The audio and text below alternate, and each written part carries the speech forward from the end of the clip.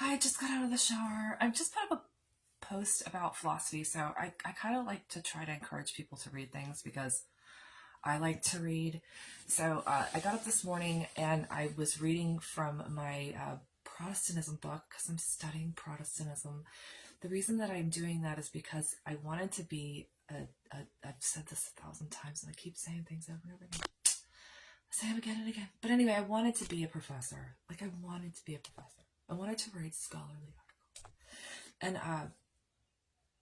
And I was going to be a professor of religion. Well, so anyway, so I'm like reading this Protestant stuff, and I'm realizing that from the 21st century point of view, we have a better viewpoint than the people in the 20th century. Imagine that.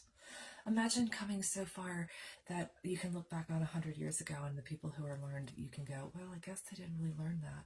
And I can do that now because of Wikipedia being, like, what's happened is we really do have everything, almost everything, a lot at our fingertips.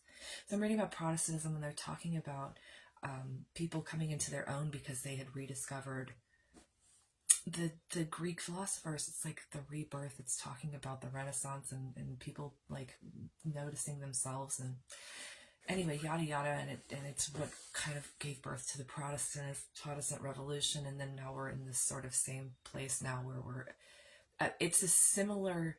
We can probably compare this. So like I was going to compare Protestantism to Hindu stuff because the Hindu pantheon or whatever is like really, really broad, and so is Christianity now thanks to Protestantism. And now I get to go, look at this, we're sort of coming into another rebirth. Lots of stuff to think about, but anyway, that's not what I was going to talk. Wanted to get you guys to look at philosophy. It's really cool. I was going to write a book about the Bible. This is what I really wanted to say. So this is like the whole thing was about this.